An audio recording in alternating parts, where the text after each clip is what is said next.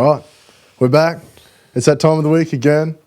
Different kind of genius. Another episode, episode 9. I'm the host, Andre Kufe. And today with me, it's a special day, and it's different kind of genius. There are no rules. So I thought, fuck it. Brought on my homeboy Nick Smith. Smitty, say what's up. What's going on? I'm good, bro. How are you? Very good, Dre. Thanks for having me on, mate. Mate, least I could do. You're an interesting individual, and you've got some shit to say. So I was like, let's educate the people. Thank you very much. Yes, I've got a lot of shit to say, always. You do. I couldn't think of a better person to have on today. So, all right, now that you moved to Melbourne, appreciate you pulling up. Mate, it's a pleasure. I've got a student pass for my Marquee, so public transport's half price. Woo! It's one of the many pros of being an eternal student. Big facts. Get out there. Stay in school, kids. You gotta. So anyway, what are you up to anyways? I'm just living in Melbourne and studying my arts degree, history and English, back up to be a teacher. Nice. But my number one passion is Bitcoin. Cryptocurrency. Yeah. Well, that's and it's funny because how long ago was it now? But there was a time, I think it was last year. I'm pretty sure it was last year. You made the paper for cryptocurrency. I did. I made the paper. It was about last year, end of 2017, when Bitcoin went from $10,000 to $26,000 US in about 3 weeks. And everyone will remember. It was and a lot of people lost money at that time. A lot of people lost money. But it was dumb money. It was dumb money. It was. It really was. Coinbase was number 3 in the App Store. True. Yeah. And the Geelong Addy did a little feature of me in the paper, which was sweet. Bro, I have to say that was one of the funniest things I ever saw. I remember seeing you, you got tagged in on Facebook, and I was like, holy shit. You really told them. I know. What was I thinking? I regret doing that. Why do you regret doing that? Just because old media is fucking trash media. Really? I mean, it's got its place, but it's got its place for some. It's no media I'm licking my lips over being featured in nowadays. Yeah. Now I've got a bit more sense about it, and there's just better places to be than in the Addy. True. So I guess, shit, where would I even begin with that? There's so much to unpack. I suppose I just yeah. So for you, actually, start us off. What is Bitcoin? All right. So Bitcoin is digital gold on the internet, but there's no one who's actually running the show for Bitcoin. Bitcoin, it's internet money. It's money on the internet, and it's decentralized internet money. Yeah, it's pretty much all it is. But there's so much in that decentralized internet money. It's money that anyone can make an address for. Anyone can participate in this network. It's the people's money, really. It's meme money. Magic internet money. Another thing too, I obviously understand what you're talking about, but decentralized, what does that mean? What's decentralized money? So decentralized money is right now, you keep your money in a bank and the bank has control of that cash. But you do that because you need to use ATMs, you need the convenience of having your money stored in a central place. So you have to rely on someone else to access your money, essentially. But when it's decentralized,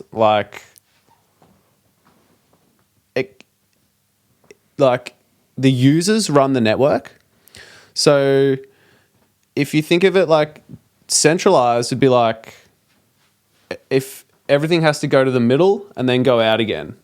So if you snip that line where all the information has to go to that one point and then go out again, you can shut down a whole network. it's got a central point of failure if it's centralized. But when it's decentralized, the users maintain the network. So think of it like this, like lots of little dots everywhere, and all those dots all talk to each other, and everyone's all talking to each other. So they're all like keeping the network secure by verifying what you did, what he did, and you can see it all happening in real time. So imagine if like I had a ball and I threw it to you and no one else is in this room. We're just throwing a ball back and forth. But then if we're in a room full of people, everyone could see that ball getting thrown back and forth. And that's basically what keeps Bitcoin secure, is that everyone can see that ball getting thrown back and forth to you and I. So therefore they know who's got the ball. Yeah. But right now, you might throw the ball to the bank and the bank will shut the door, do whatever it likes with that ball behind closed doors, and then give it back to you. We're going to assume that they have it to give back to you when you go to the ATM. But Bitcoin, it's fully transparent. You've got a ball, you're throwing it to Dre's throwing it to someone else, and everyone can see where that ball goes. That's pretty much how it works. Everyone checking and validating the network.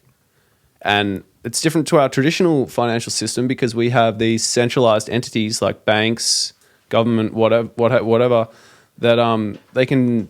We put our faith, we put our trust in them to do the right thing. And honestly, probably 90% of the time, the right thing gets done.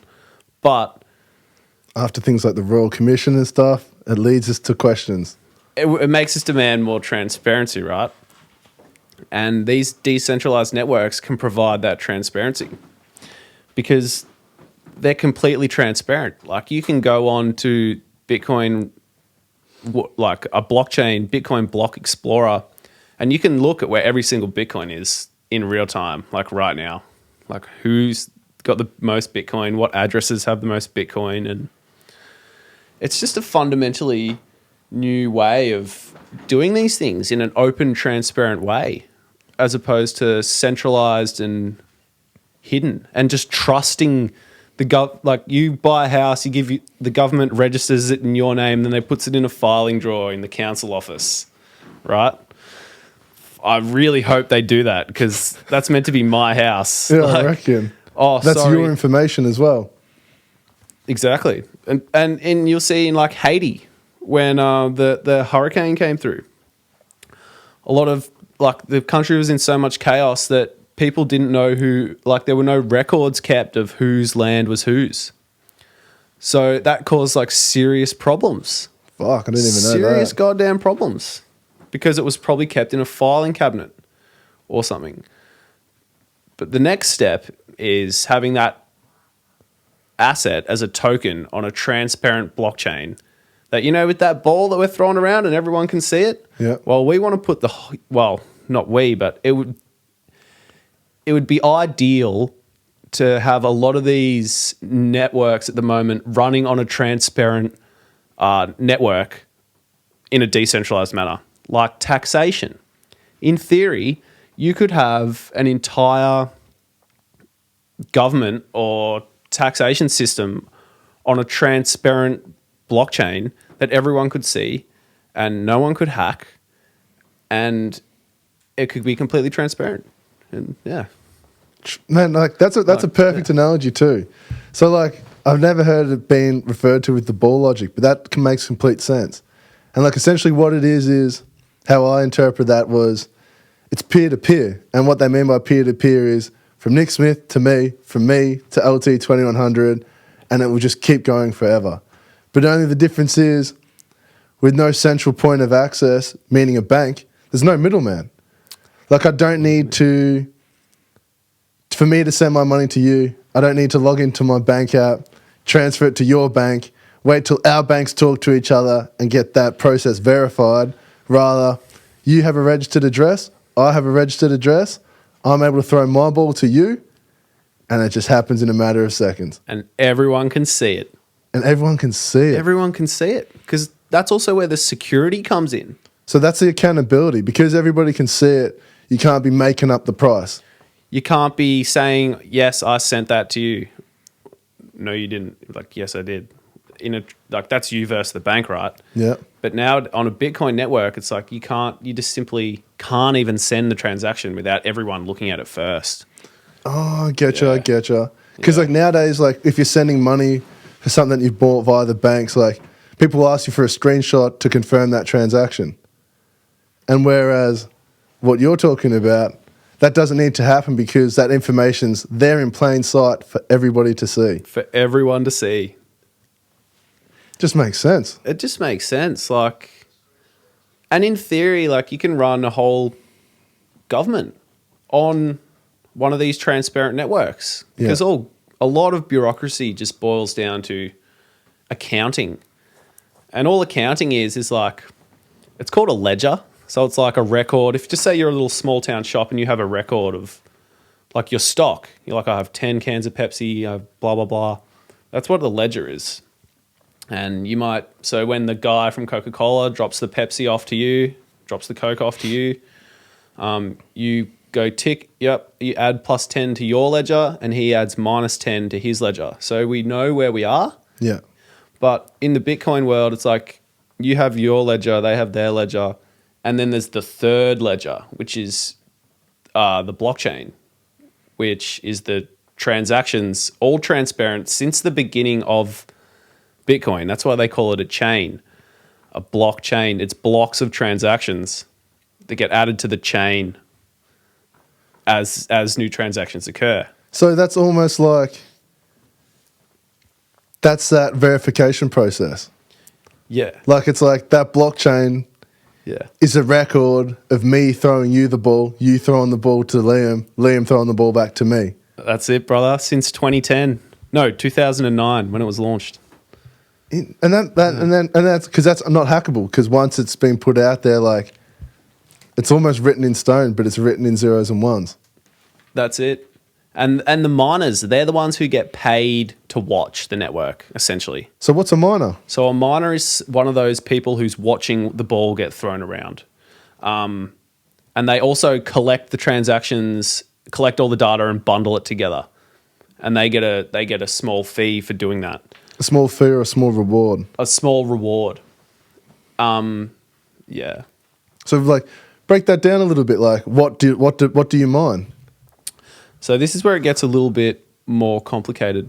Yeah. But it's also really a testament to the magic of Bitcoin and these decentralized blockchain networks. How do I explain this? So, you know those little, you know how you have to click on those anti-spam things where it's like, click on a fire hydrant, click on the school bus, click on a fucking... Oh, like when you're trying to verify like your email address and stuff like that? Yep. So that's called a captcha. And that's like an intentionally difficult little problem that robots can't solve. And it's intentionally like that to prove that you're a human. But Bitcoin has like this security system that in order to participate as a miner, you have to solve problems like that captcha thing. It just burns up electricity for the sake of it, right? And then then Bitcoin then will have like a preset difficulty. So how many of these little problems that you've got to solve, and that'll correspond to how much power is required to be spent to power these chips. And like this all works in relation to the price of Bitcoin. It's in like an organic symbiotic relationship. So if the price of Bitcoin's going up, then the Bitcoin, like they're going to raise the difficulty that it costs to mine it until it gets to some point where it's like it costs them, they spend so much energy, but they get so much return. Yeah. So like So meaning like the more expensive, the harder it is to complete those puzzles. Yes. And the more power you have to spend. Okay. So like this works in a way like the more expensive Bitcoin becomes, the more secure it becomes, because they get Bitcoin for securing the network. So then they will like obviously sell that Bitcoin. But yeah, I don't actually know who works out.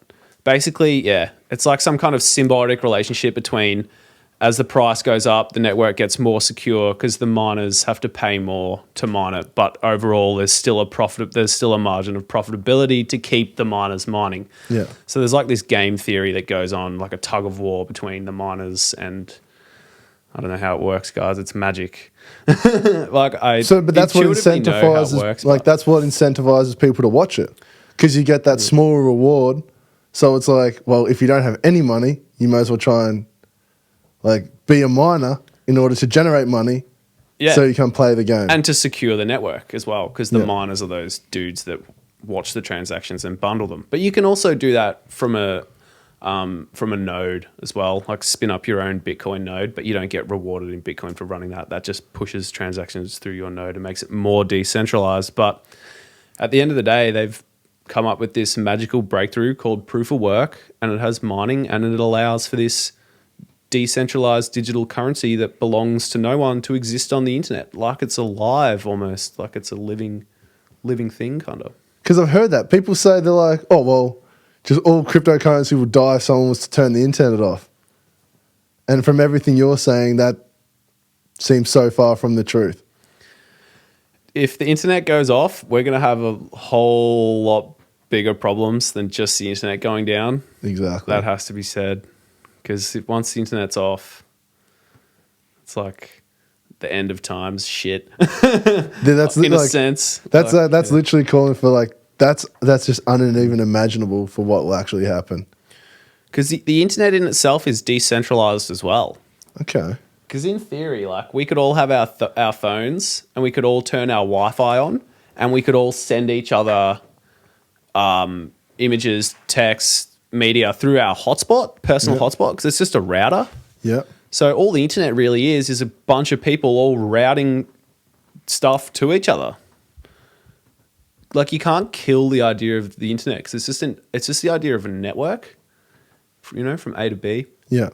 We could create our own intranet, which would just mean your phone, old mate's phone, my phone, and we could all communicate without even Telstra's NBN. Without 4G even, we could create our own little, just with the technology from our phones. I've never even thought about that. Yeah, they talk about dropping phones like that into disaster struck areas. Oh, so they can all communicate with each other. That makes complete sense. That makes complete sense. Yeah, and it almost debunks the theory of. So in reality, you can't turn the internet off. No, you can't. No. You really can't. It doesn't matter what anybody does, there will still be a way to gain access to a network and share information. Exactly. We've got the internet in our heads. Our culture is like a form of internet that we trade with each other through speech and clothing and absolutely everything. Can't shut it down. That's very interesting. And I never really thought too much about that sort of thing as well, which is why I knew you'd be the perfect person to come on and explain it. So run us back to the start. I'll try. When did you first get into Bitcoin then? So I started buying Bitcoin less than $1,000 about 2.5 years ago. And I had a real bad experience with Western Union, that it was just fucking just so shit. What happened? Oh, it's because I was in Bali, or I was overseas, and I was trying to get money using mum's credit card, and then I didn't put mum's middle name on the form that I had to fill out. So then I was delayed money for a whole day. So it was just extremely painful. If anyone's ever been into a bank or a post office, you know the kind of pain I'm talking about. Just bureaucratic bullshit, It's like having to log into the Commonwealth Bank to get your own money out. It's just I don't want to have to jump through these hoops to access something that should be rightfully mine, middlemen, mate. And insurance and they need your details because, to participate in the global banking infrastructure, you've got to be a KYC customer, know your customer. And this is all to prevent AML, which is money laundering. So KYC and AML, know your customer, and anti-money laundering are two things that you have to do to conduct yourself financially in this Western banking system. And that's why a lot of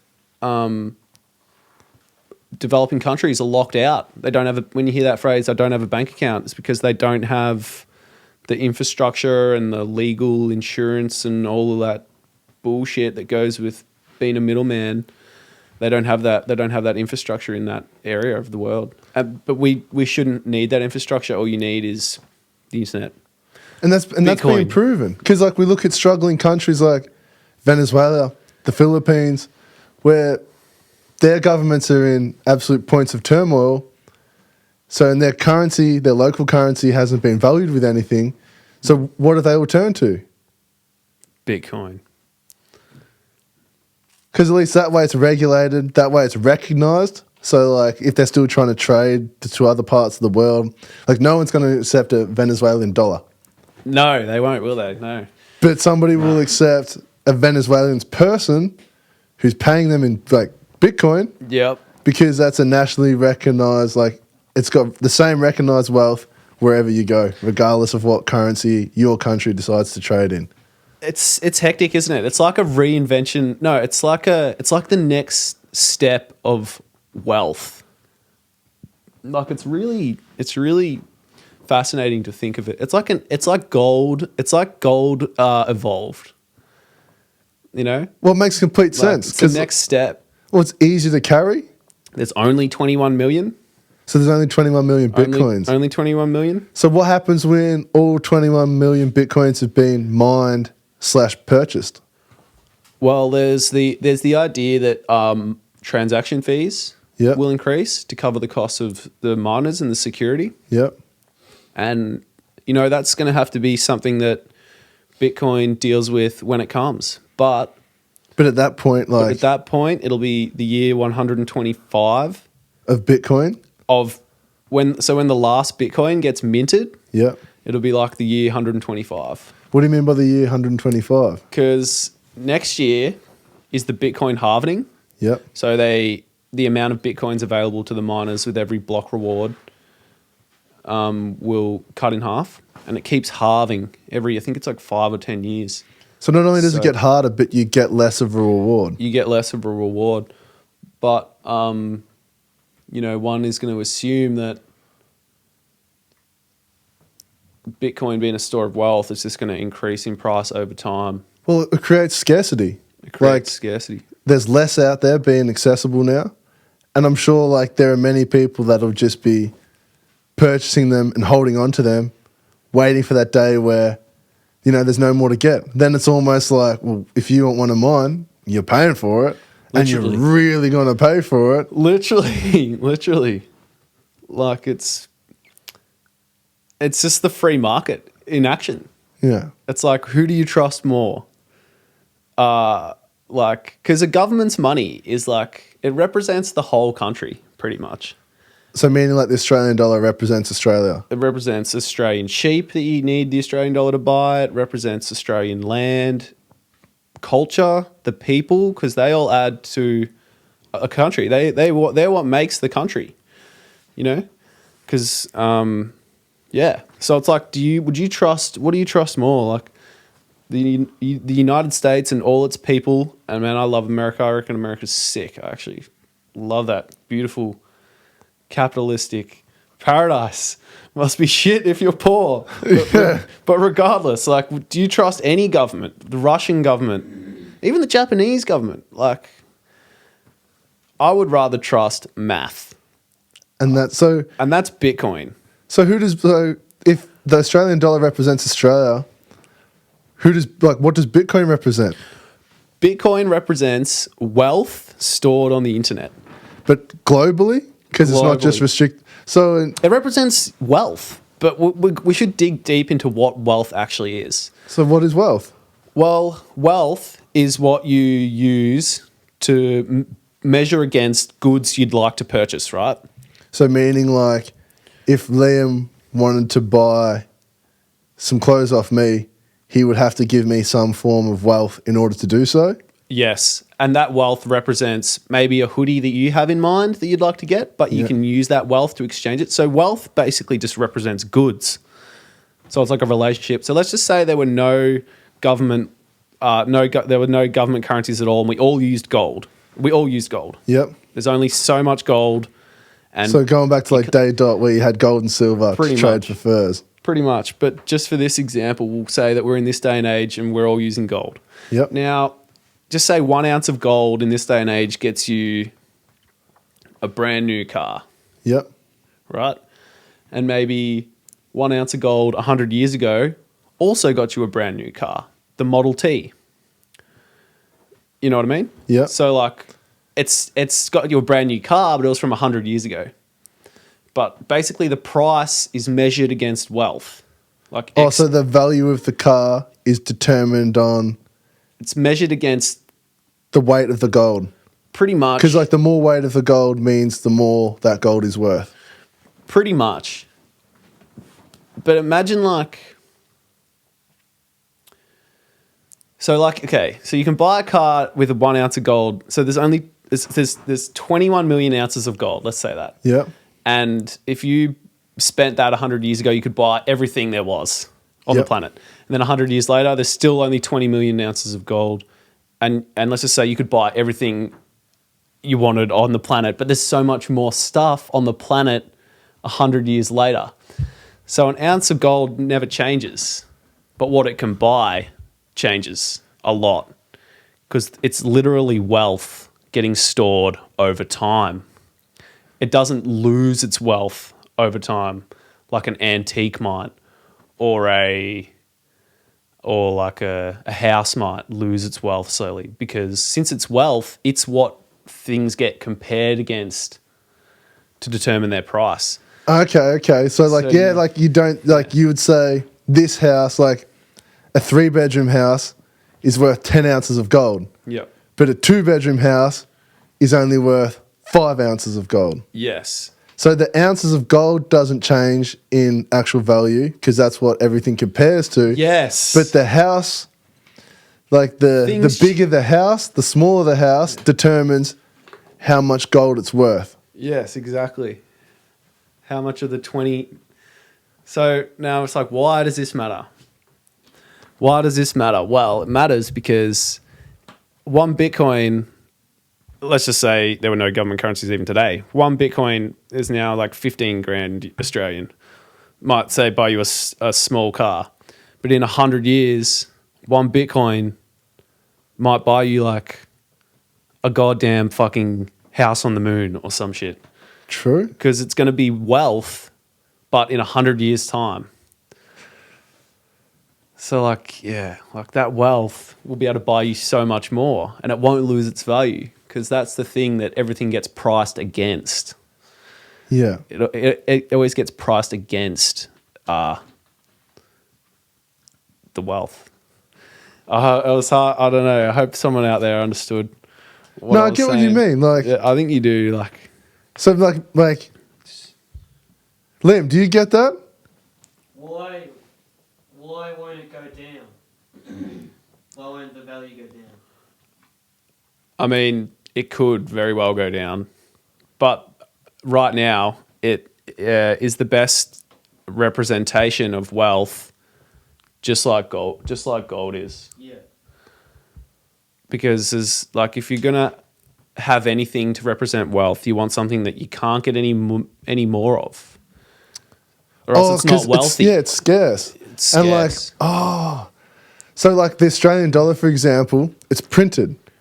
Like they can forever keep making more of it. So therefore, like that dollar may in today's case, it's going down compared to other countries because we're not really doing anything. So our Australian dollar is not worth much. However, when there's Bitcoin, there's only 21 million of them. Once that runs out, it's now going to be a point of, well, how much is it going to cost me to get one of those? How come there's only a certain amount of Bitcoins as well? Because that is the whole point. You don't...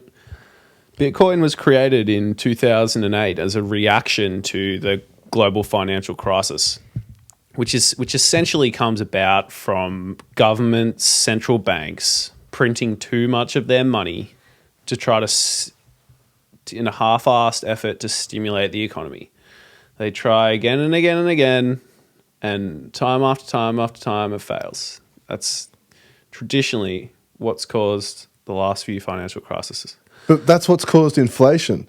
So because the bank continued to print money, like the price of things went up.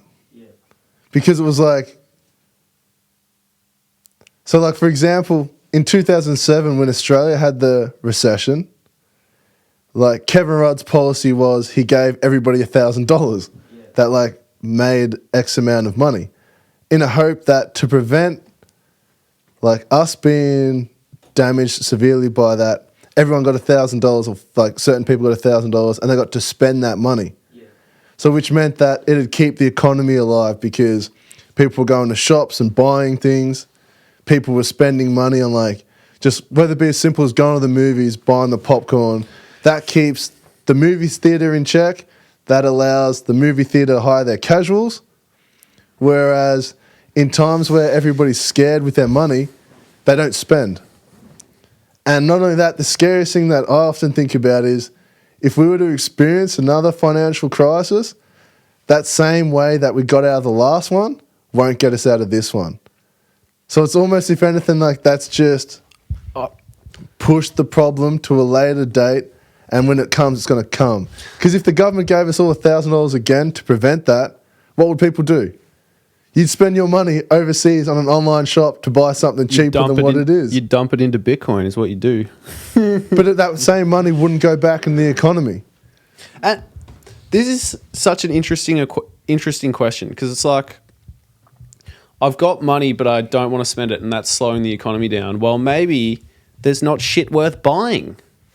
Like, I don't want to spend X amount of money on a house. It's going to cost me X amount of years to pay off. Like, I don't want to buy Facebook stock that is already at worth X billions of dollars because I don't think that Facebook is worth that much. Anymore.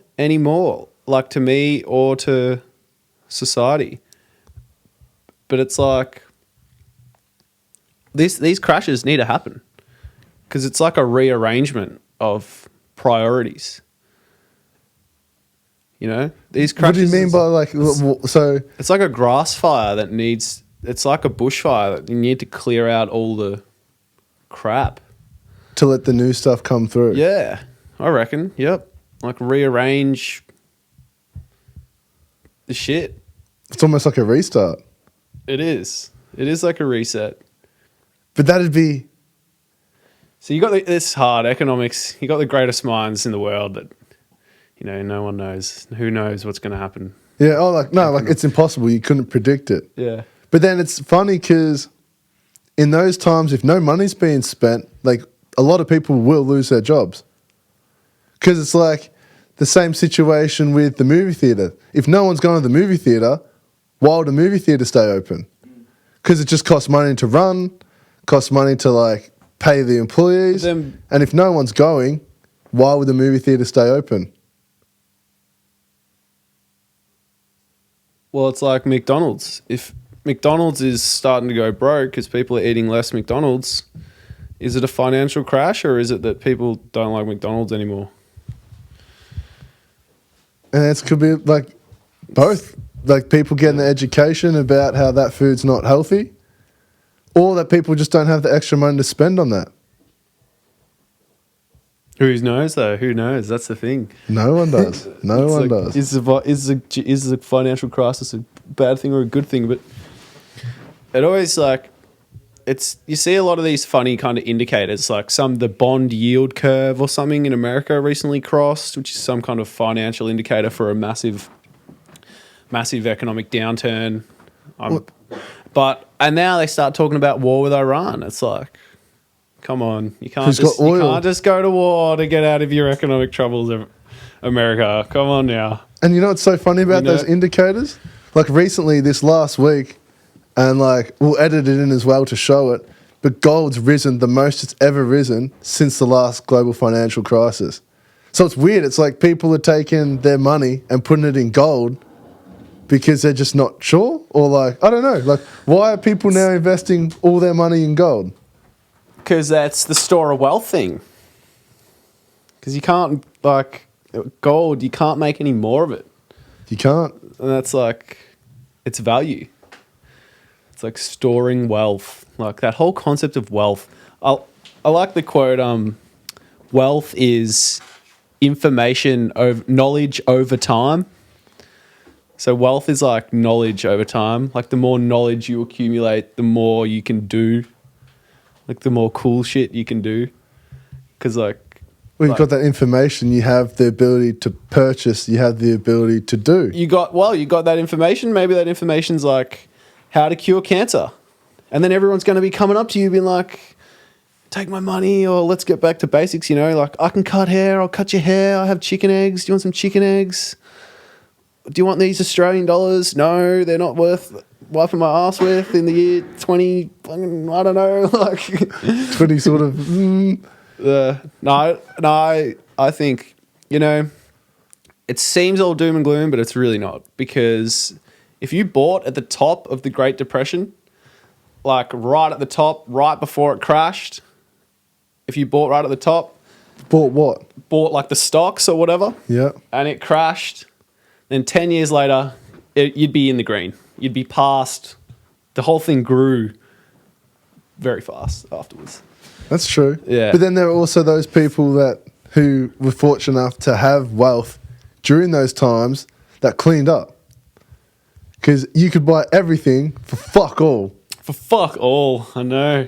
Which is what would be interesting, like, if that ever happened again. Because we have all these millennials that actually have wealth. And there's just, in the times where no one's spending money, it'd be very interesting to see what they start accepting for things. It will. Like, the housing thing, you know? The housing, I don't know if house prices will ever fall. True. By much, yeah. It's almost like, it's like buying gold or buying Bitcoin. It's that thing that that everyone needs, so... They're always going to be constantly trying to get it, innovate to create something that's so good to get eventually. And I guess if you don't have one, you still have to rent one. So it's like someone has to have one in order for you to like live. It's an essential, isn't it? Essential item. I don't know. It really is. So wait, so take us back. So a couple years ago, you bought your first Bitcoin for $1,000. I did. I started buying Bitcoin for under $1,000. After some, you know, messing around on the trading, I saw Ethereum started to go up, and I'm not really a trader. I'm more of like a fundamental investor. So I don't like watching the chart to pick the right time to go in. I like to just like get in low and hold. Just let my decision work for me. And Ethereum was basically Bitcoin with smart contracts. So I had about $4,000 at this point in crypto, and I went all in on Ethereum at $42. And then that was like maybe mid 2016, maybe mid 2016 or something. And then I rode that to $300. From 42. From $42. So I went from 4,200 to 30 grand. And that was when I'm like, holy shit. This was in 2016. This was in maybe 2016, mid 2017, somewhere in there. And I was like, holy shit, this could be good. This could be a real winner. And then I reinvested it 3 different times. Once into Icon, 10 grand into Icon, 10 grand into Polkadot, which still isn't released yet. That was 2 years ago, so they're building it, which I consider like a hedge. And then 10 grand into Chainlink, and this was mid 2017. And then come mid 2018, in December of 2017, I had like a total of like $1 million. You were a millionaire from crypto, and that happened in less than a year. I was a crypto millionaire in less than a year off like $4,500, pretty much. And you know what's so funny about that? You're not the only one I know who's done that. There are so many people that just got in before everyone else. It's just hilarious. Like, and especially now after the crash, and now it's all recovered pretty much. And now people are looking at those large numbers that they used to have, but only now there are so many other things supporting it from preventing that ever happening again.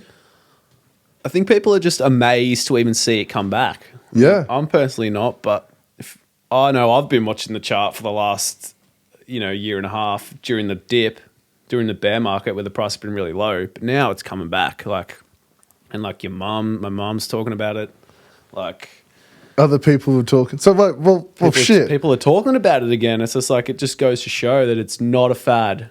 It's not like a McDonald's Happy Meal toy range that everyone enjoyed. Like, it's fully been around for 10 years now, and it's worth $100 billion almost. Like, And that's a while. Like, for something to be around for 10 years, that must mean like it's a thing.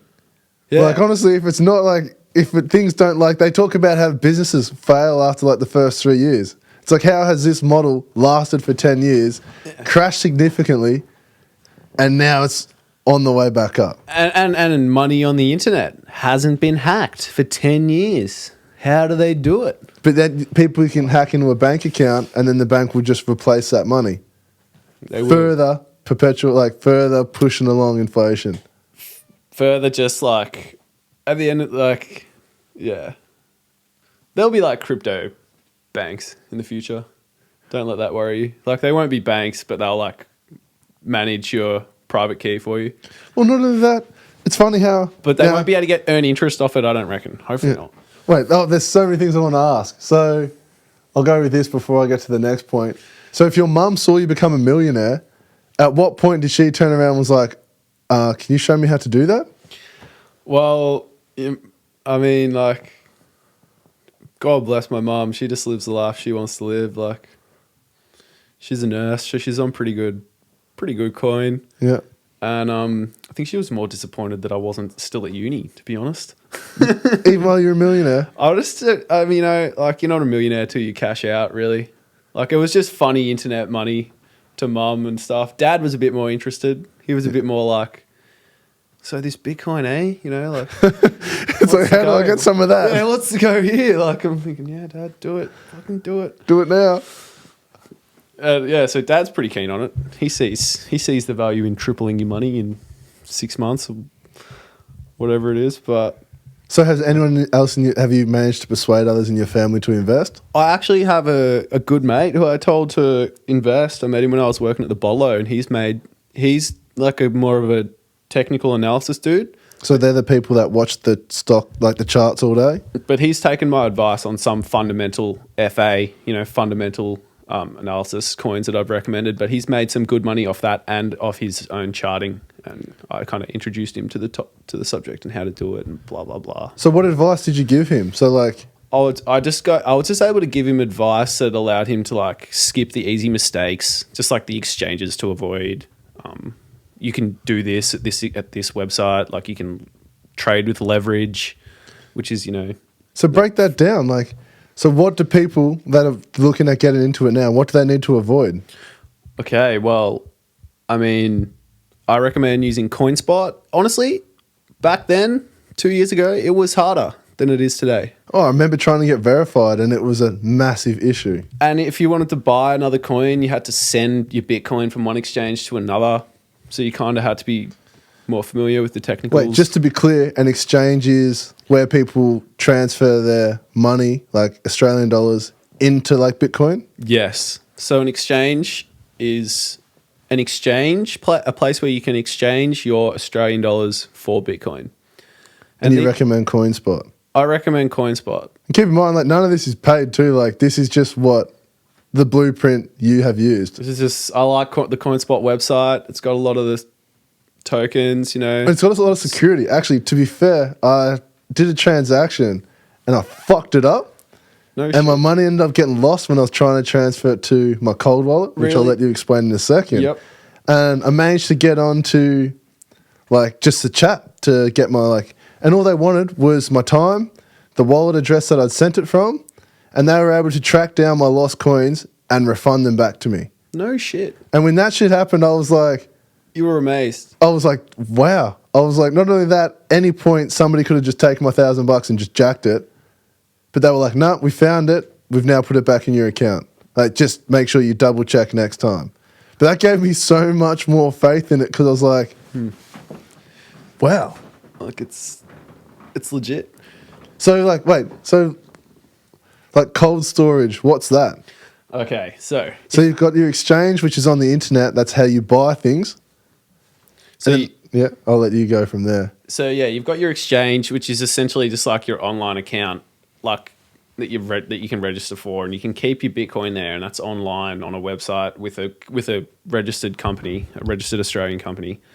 But for cold storage, you can like store it offline on on a wallet of your own creation, and it doesn't have to be tied to your identity at all. So like these exchange wallets, you need to submit your identity and all this stuff. But it's actually very possible and very easy to create your own wallet and store your Bitcoin offline. Getting your Bitcoin, not through an exchange, is a different story, but you can still do it. Wait, so what's the advantages of storing your Bitcoins offline?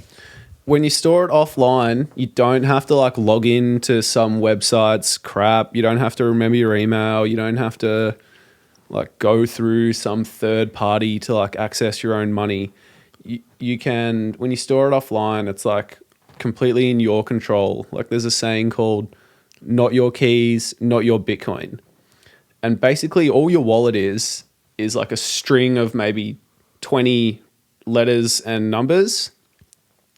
And that's like the address. So you give that out to other people and they can send Bitcoin to that address and it'll go into your wallet. So that's your public key, which is your public address that you give to people so they can send Bitcoin to you. Then there's your private key, which is the password to your wallet. And that is also just a string of letters and numbers. So you have to write those letters and numbers down, be very careful with them, because not your keys, not your Bitcoin. But you can also get like cold wallet devices that are basically like USBs. That's what I've got, a Ledger Nano Ledger S. It's just like a USB, got a PIN code.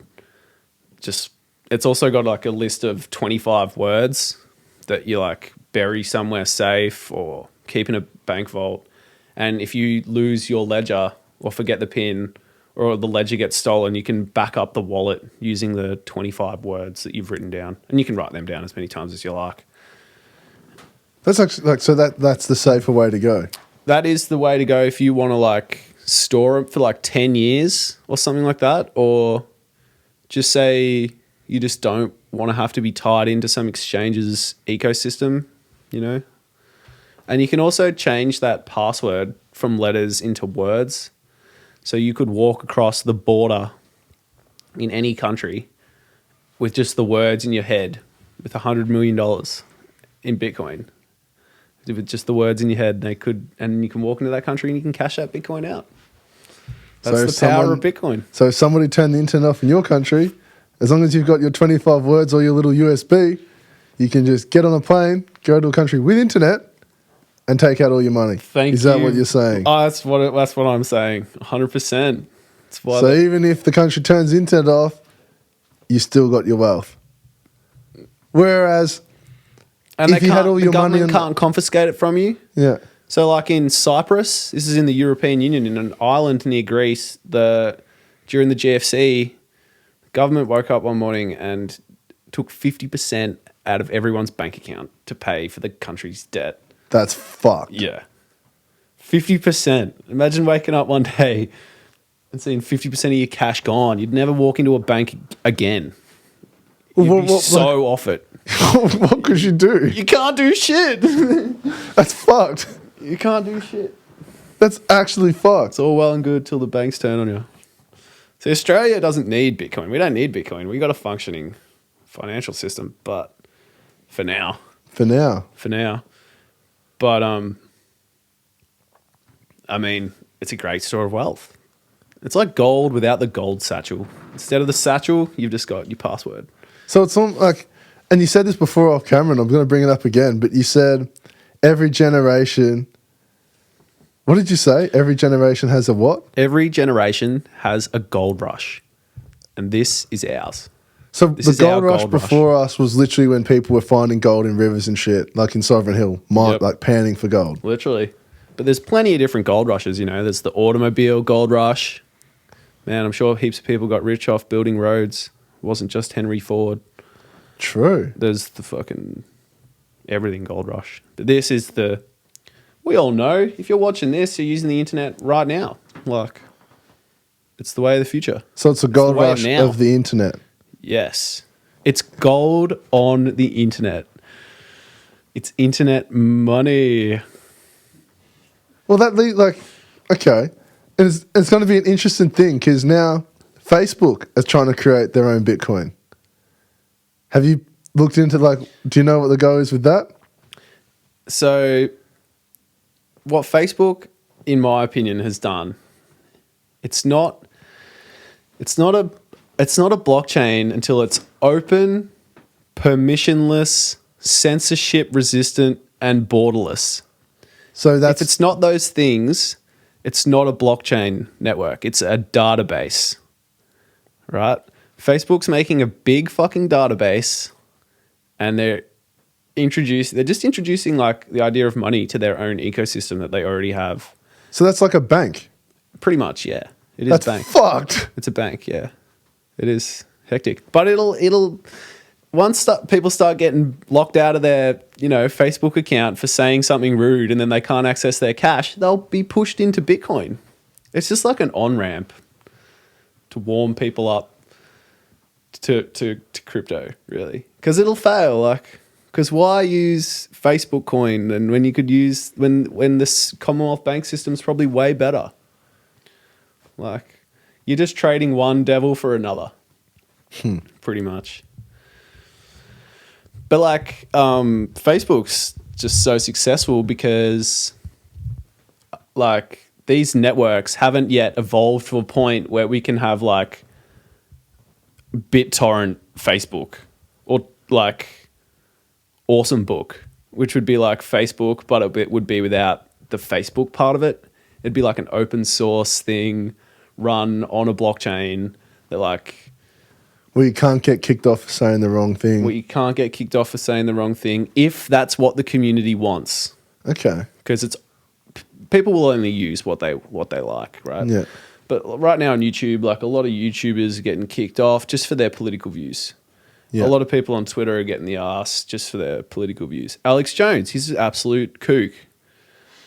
If you need Twitter banning him to tell you that, then I don't know what to tell you. He has a right to spout the crazy crap he's saying. That's the danger of free speech. You don't have to go there. You don't have to listen. But it's funny how that gets attention. Without that discourse, what's the point in having any speech at all? You got to be able to have... In London, in the 19th century, 1800s, there'd be people who would go to the park and just yammer on about whatever they liked. And the policeman would stand in the corner. But the British, they knew they were right. They had so much faith in what they were doing, so much self-assurance that the crazy guy could go and talk his head off and no one would care. But now you've got people that are clearly crazy talking their heads off, and people are like, oh, someone shut that up. You wouldn't be telling him to shut up if you weren't insecure about what he was saying. That's very true. Because otherwise you wouldn't have a problem with that individual sitting there running his mouth. It's go on. It's this is your reality, not mine. Exactly. So it's it's just telling. It's just canary in the coal mine shit. But this will just push people to these decentralized networks, just like piracy happened. What, like a burning of DVDs and stuff? Yep. What do you mean? They were too expensive. People turned to piracy, or like The Simpsons. You can't. It's so entrenched in the Fox network, that it's so hard to see original Simpsons episodes because they never release it because it's all copyrighted. Interesting. But if you made it more accessible, more appealing, like Netflix does with their subscription services, people will pirate less. I've got nothing against paying for The Simpsons, but I don't really like using DVDs, and there's nowhere to pay for it digitally at a reasonable price, so into piracy. So the same kind of thing will happen once Twitter and shit just get, or whatever. Don't expect that won't happen to those fields as well. Maybe people will get sick of people getting banned from Twitter. Maybe they go to decentralized Twitter. And then continue to do the same things. Pretty much. Snap. So what's next for you, Smithy? Like, you've already achieved so much in this space. What are you going to do? Just hold on to all your eggs in your basket and just wait for the day where instead of being a millionaire, you're a fucking like multi-million-dollar millionaire and you're just chilling. I think that's the plan. I think I'm just going to hodl until then. So what's hodl? I'm just going to, it's like a crypto saying, hodl, HODL. I think it was someone did a typo one time on a forum and just took off from there forevermore. And what does hodl mean? I'm just going to sit on my laurels, rest on my eggs, just chill up in Melbourne and just take care of myself, like get my diet on point, which has been happening, and just exercise and just sit back and watch my crypto rise. And then from there, I'm not really sure. I've got a few small like passion projects that I want to work on. The Kufe, which is like this really strong probiotic drink. It's like kombucha, but for milk. Okay. And like using organic milk and stuff, mix it with raspberries. Really good for the gut. Like it's actually a probiotic it's the strongest natural probiotic you can get. And so many of the brain's chemicals, like serotonin, are actually manufactured in the gut. Like 40% of it or something like that. Something absurd. Like they call your gut your second brain. Interesting. And when you drink this kefir, like it's so beneficial to the gut that like you feel relaxed because it like increases your serotonin. So it gets you high. Just through drinking milk? Through drinking like yogurty fermented milk. Fermented foods, man. Fermented foods like kimchi, sauerkraut. Fermented foods? That good for you, mate. Yep. That's some stuff I'm going to have to like at least look at because I have no idea what any of that is. It's hard to get into. The taste buds. Oh, does it taste like shit? Well, it's off food pretty much. Off food? Yeah. It's like, it's not off like, I don't know. It's like off in a certain kind of way that makes it like sour. It's more like sour, like a tangy kind of flavor. Like kimchi. You ever had kimchi? No, all that shit sounds nasty as. You know me. Yeah, I know. Like if it's not fucking chicken, rice and vegetables, like I'm not eating it. I'm like, I don't care. Yeah, that's fair enough. Took me a long time to acclimatize my palate. No, but that's interesting that you've progressed to this level of life now where you're not chasing money because you have no need to because you've looked after yourself. Money will just continue working for you. So now it lets you focus on other things like your health, your well-being, your ability to like have a go at projects that like once upon a time you never had the ability to go for. It'll be very interesting to see what happens next for you. This brain, like I've never ending interests, never ending. Like I had another idea it was like kefir and like I thought if I got some cash, maybe I'd raise like some grass-fed beef on some land because I fucking love grass-fed beef. Like it's full of omega-3, this really good fatty acid. I reckon that'd be pretty fun driving around on a land, like feeding my cows or whatever. But I don't know, man. Goal to get a farm in the end? It'd be cool. That'd be sick. It's interesting you say like you basically earn money so you don't have to earn money anymore. Like I said to one of my mates the other day, it's like, fuck, I don't want to hear the word Bitcoin for like another 20 years just as a joke. But yeah, like money. You think you need it till you don't. And then till you have enough of it. Till you have enough. Fuck it. Yep. Can do whatever I want. Literally. Gives you a lot of freedom. That's nuts. So you went from $1,000 Bitcoin to now it's worth $15,000. Yeah. And it'll be interesting to see what happens by the time this video drops to see like, so what, right now I think I'll get the exact number just to be safe.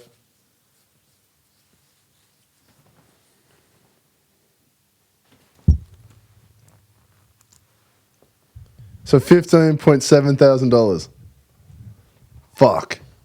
That's quite a big, that's a big gain if you got in at less than 1,000. Imagine if it was past all-time high. That'd just be craziness.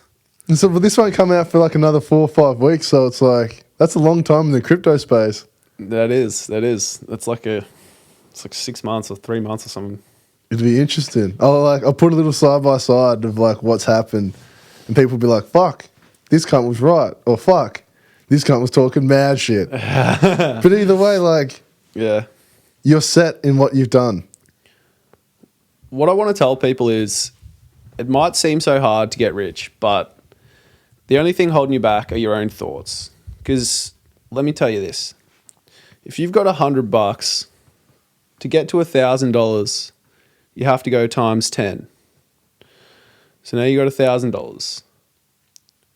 To get to $10,000, you have to go times 10 again. So now you get to 10,000. Now, all you have to do to get to 100,000 is do the same thing you did to get from 1,000 to 10,000. You know, like, then you're at 100,000. And then you're only 1 times 10 away from $1 million. You know, like, or if you start with like $5,000 and it doubles to 10, then it doubles again to 20, then it doubles again to 40, then it doubles again to 80, doubles again to 160, then you're at 160K. So that's why invest your money rather than rely on a salary. Invest your money, yeah. You want to have stuff that's making you money while you sleep, while you do nothing. It's called passive income. But yeah.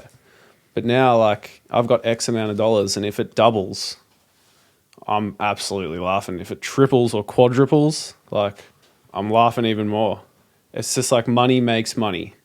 You just have to get that initial stack and then doubling it. We just have to take the risk.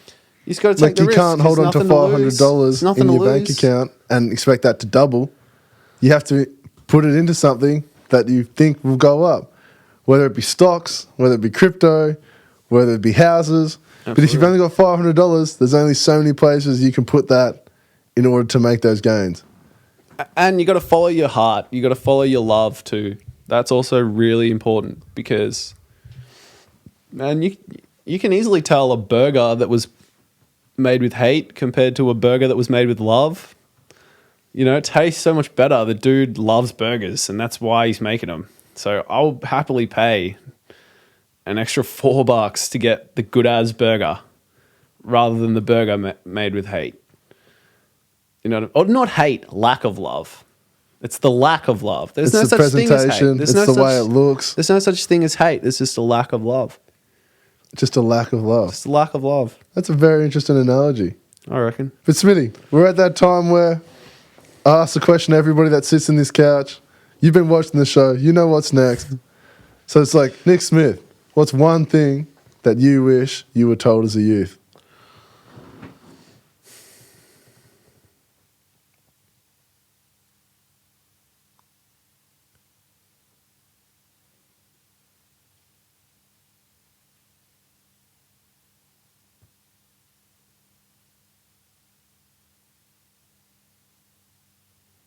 Just everything is perfect just the way it is. And everything will be okay. And if it's not perfect, then it's not the end yet. Something like that. What's that saying? It's like, if it's not over, it's not. If it's not right, it's not the end, or something like that. If it's not over, it's not finished. Yeah. Fuck, that's deep. Something like that, yeah. And everything will be okay, and trust your heart.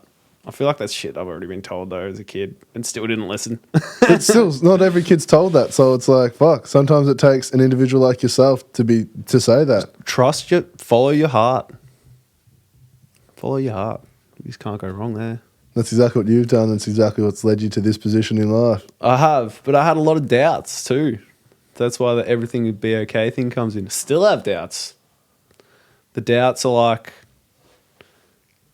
they show you where you don't want to be. All the pain in life, it's like pushing you to where pushing you away from where you shouldn't be. That's real. Yeah, like the pain is like a compass, and like it's only necessary till you know where you're going, I guess.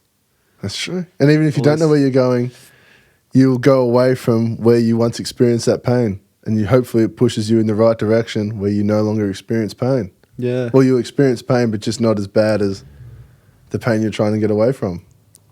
Very true. Fuck. Nick Smith, tell the people where they can find you. If they want to ask you crypto questions and shit, heaps of people will be like, that made no sense, but I want to be fucking rich just like this cunt. How do I do it? Guys, just hit me up at my personal email, waves4nick, WAVES number 4 NICK at gmail.com. I'll just tell you everything I know. It's a pleasure to tell it. You know, this really is our generation's gold rush, and like it would just be rude of me to keep it a secret. So please hit me up and I'll tell you everything I know. I'll give you some hot tips. And if you've got any cash, put it into Bitcoin. What about Instagram? Can they contact you there? Yeah, hit me up on Instagram at Schmiddy, SCHMIDDYXX. Smith is my last name. Nicholas, my friends call me Nick. Smith. My friends call me Nick, but you can call me Mr. Smith. Do you have any last minute pointers to be like, if you don't have enough money for a Bitcoin, where should you put your money? Well, you can just keep sticking it into Bitcoin, because there's one Bitcoin and that's worth like 100 million Satoshis or something like that. But like 0.1 of a Bitcoin is worth like 10 million Satoshis. And Satoshis are like what Bitcoin can be divided down into. So like 0.0000001 of a Bitcoin is one sat, one Satoshi. And Satoshi's the name of the guy who created it, who's anonymous and who no one knows who he is. But that's just a whole nother. And I guess it's important to say too that you don't just have to buy one whole Bitcoin. Like you can invest as much money as you can, and you can get percentages of Bitcoin, and you will still get those same profits as the people that hold Bitcoins. You will still, if it goes up by $200, your small increment also goes up relative. Dre's 100% right. Like you can invest $5 into Bitcoin. You can invest $1 into Bitcoin. You can invest $100, and you can, you know, what you invest, you can sell the next day if you want to sell it. You don't have to hold it there forever.